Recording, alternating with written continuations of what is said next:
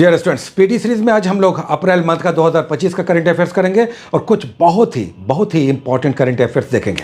आइए सबसे पहले राष्ट्रीय खेल देखते हैं। 38वें राष्ट्रीय खेल का उत्तराखंड में उद्घाटन हुआ, जिसमें बिहार की टीम ने भी पार्टिसिपेट किया था। ये राष्ट्रीय खेल फरवरी 2025 में हुआ था, जिसका आदर्श वाक्य था संकल्प से शिखर तक, यानी मोटो आदर्श वाक्य संकल्प से शिखर तक। इसके मैस्कट को याद रखिएगा, यानी शुभंकर था इसका। उत्तराखंड का राजकीय पक्षी मोनल है, उसी को मौली नाम दिया गया था। हाँ, शीर्ष स्थान, सबसे बड़ा क्वेश्चन, टॉप पे कौन रहा? तो शीर्ष स्थान प्राप्त किया भारतीय सेना ने, जिसे इंग्लिश में सर्विसेज कहते हैं। 121 पदक जीतकर सेना शीर्ष स्थान पर रही रैंकिंग में। इस संबंध में बिहार का भी आपको ध्यान में रखना होगा। बिहार कुल मिलाकर यानी राज्यों और केंद्र शासित प्रदेशों में 29वां रैंक के साथ कुल 12 पदक जीते, जिसमें एक गोल्ड था। ये गोल्ड आपको ध्यान में रखना है। लॉन बॉल प्रतियोगिता में बिहार की टीम ने सोना जीता, यानी गोल्ड जीता। तो एक गोल्ड, 6 सिल्वर और 5 ब्रोंज के साथ कुल 12 मेडल। बिहार का 29वां स्थान। अगला खेल जो राष्ट्रीय खेल होगा वो 39वां होगा, जो मेघालय में होगा 2027 में। सबसे पहला राष्ट्रीय खेल 1924 में लाहौर में हुआ था। 27 वर्षों के अंतराल के बाद दिल्ली में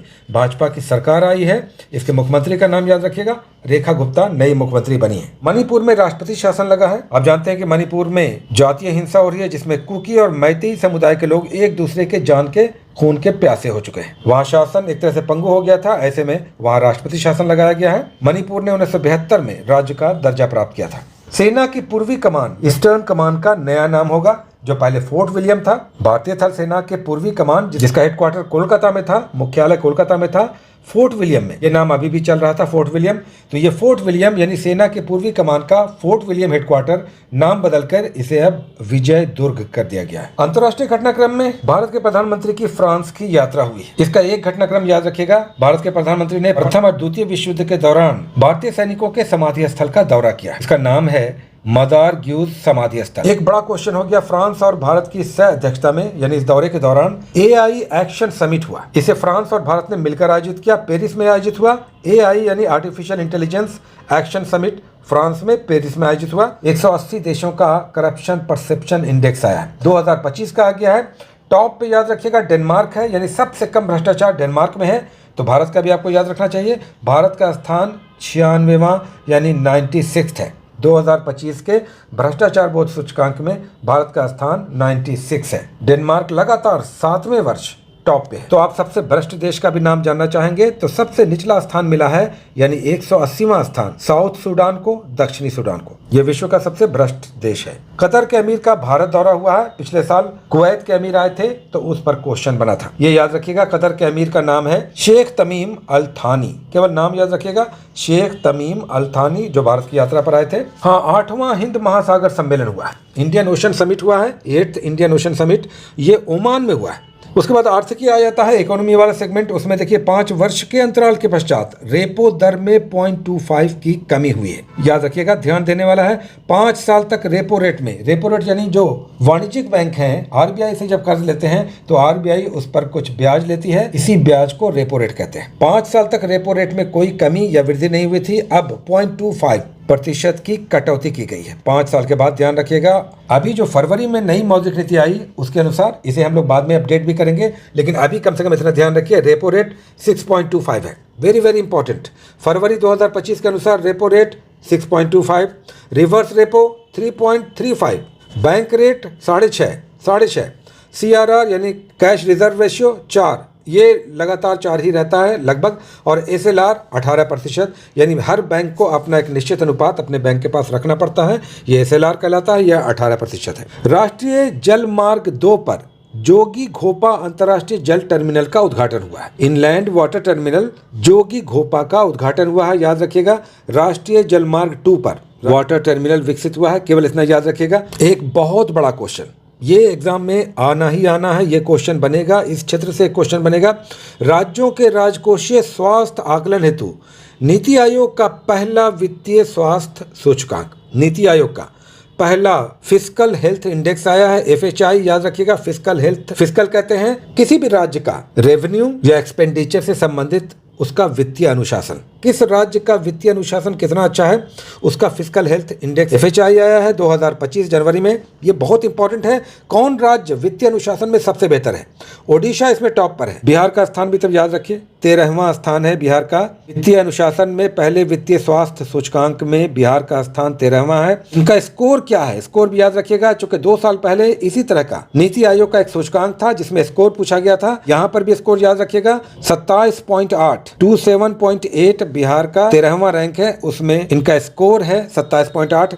एक और बहुत इंपॉर्टेंट चीज, इसमें रैंक भी दिया गया है और अचीवर, परफॉर्मर, फ्रंट रनर ये सब शब्द इनके साथ जुड़े हुए हैं। यानी रैंकिंग के अनुसार जैसे 1 से 5 अगर रैंक है तो ये अचीवर स्टेट है, जिसमें छत्तीसगढ़ है, ओडिशा है, गोवा है, झारखंड है। फ्रंट रनर 6 से 10 रैंक वाले फ्रंट रनर हैं, जैसे महाराष्ट्र, उत्तर प्रदेश। परफॉर्मर स्टेट जो 11 से 14 रैंक है, जिसमें बिहार आता है। तो बिहार इस वित्तीय स्वास्थ्य सूचकांक में जिसका 13वां रैंक है, 27.8 जिसका स्कोर है, और इसकी श्रेणी अगर बोलेंगे तो ये परफॉर्मर स्टेट है, अचीवर नहीं है, फ्रंट रनर नहीं है, एस्पिरेशनल नहीं है, बल्कि परफॉर्मर स्टेट है। याद रखिएगा, रैंक है 13वां और 27.8 स्कोर है। बहुत इंपॉर्टेंट। इकोनॉमी के सेगमेंट में इतना ही तक। नवीनतम सामान्य ज्ञान बहुत इंपॉर्टेंट है। आइए सबसे पहले तो नीति आयोग के सीईओ, नीति आयोग के आपको पता है कि हेड कौन है? प्रधानमंत्री होते हैं। उपाध्यक्ष कौन होते हैं? उपाध्यक्ष का नाम याद रखिएगा, नीति आयोग के उपाध्यक्ष डॉक्टर सुमन बेरी हैं, डॉक्टर सुमन बेरी हैं। अध्यक्ष प्रधानमंत्री होते हैं। सीईओ का यहाँ पे दिया हुआ है, तो सीईओ हैं BVR सुब्रमण्यम। यहाँ पर यह भी याद रखिएगा 16वां वित्त आयोग आ गया है, उसके हेड कौन है? अरविंद पनगड़िया है। ये सब टर्म क्षमाता रहता है, ये सब याद रखिएगा। 16वां वित्त आयोग के अध्यक्ष अरविंद पनगड़िया है। नीति आयोग के उपाध्यक्ष कौन है? सुमन बेरी। सीईओ कौन है? BVR सुब्रमण्यम। प्रधान आर्थिक सलाहकार, प्रिंसिपल इकोनॉमिक एडवाइजर अनंत नागेश्वरन है। अनंत नागेश्वरन, इनका कार्यकाल 2 वर्ष के लिए बढ़ाया गया है।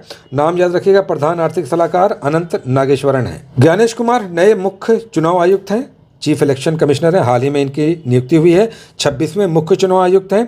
इनकी नियुक्ति राष्ट्रपति के द्वारा होती है, जिसमें प्रधानमंत्री, गृह मंत्री और विपक्ष के नेता एक कमेटी में होते हैं। इसके रिकमेंडेशन पर राष्ट्रपति इन्हें नियुक्त करते हैं। सबसे पहले मुख्य चुनाव आयुक्त कौन थे? सुकुमार सेन 1950 में। मनु भाकर को बीबीसी के वर्ष 2024 के लिए सर्वश्रेष्ठ महिला खिलाड़ी का पुरस्कार दिया गया। याद रखिएगा, 2024 के लिए सर्वश्रेष्ठ भारतीय महिला खिलाड़ी, Indian sports woman of the year BBC के द्वारा चुनी गई हैं मनु भाकर, जो शूटर हैं, निशानेबाज हैं। बीसीसीआई यानी भारतीय क्रिकेट कंट्रोल बोर्ड के पुरस्कारों की घोषणा हुई है। सचिन तेंदुलकर को लाइफ टाइम अचीवमेंट अवार्ड मिला है। किसके द्वारा? भारतीय क्रिकेट कंट्रोल बोर्ड के द्वारा सचिन तेंदुलकर को लाइफ टाइम अचीवमेंट अवार्ड मिला है। अच्छा, ये भी याद रखिएगा कि लाइफ टाइम अचीवमेंट पुरस्कार के लिए सीके नायडू ट्रॉफी मिलती है। C K Naidu, colonel C K Naidu trophy life time achievement जो बीसीसीआई देती है, उस पुरस्कार के लिए जो ट्रॉफी दिया जाता है उसे सीके नायडू पुरस्कार कहते हैं। सर्वश्रेष्ठ क्रिकेटर, साल का सर्वश्रेष्ठ बीसीसीआई ने बेस्ट प्लेयर घोषित किया है जसप्रीत बुमराह को, और उसके लिए जो ट्रॉफी उन्हें दी जाएगी उसे पॉली उमरीगर ट्रॉफी कहते हैं, याद रखिएगा। और फीमेल कैटेगरी में स्मृति मंधाना बेस्ट प्लेयर चुनी गई हैं बीसीसीआई के द्वारा 2024 की best player.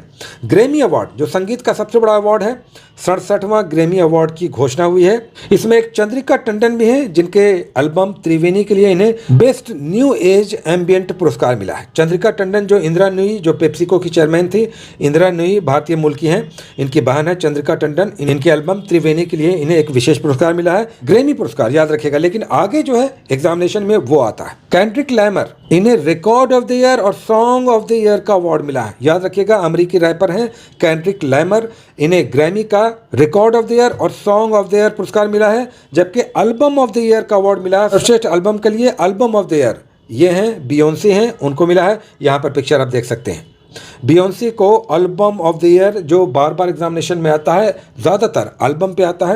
Album of the year के लिए ग्रैमी पुरस्कार बियोंसे को मिला है। ग्रैमी पुरस्कार मिला है, संगीत का विश्व का सबसे बड़ा अवार्ड है। यहाँ पर बॉक्स बना हुआ, उसे भी आप देख सकते हैं। BAFTA, British film and academy award, best actor के लिए बाफ्टा अवार्ड मिला है एड्रियन ब्रॉडी को, उनकी फिल्म ब्रूटलिस्ट के लिए, याद रखिएगा। फिल्म ब्रूटलिस्ट के लिए जो लगातार चर्चाओं में है, एड्रियन ब्रॉडी को बेस्ट एक्टर का अवार्ड मिला है, बाफ्टा फिल्म पुरस्कार।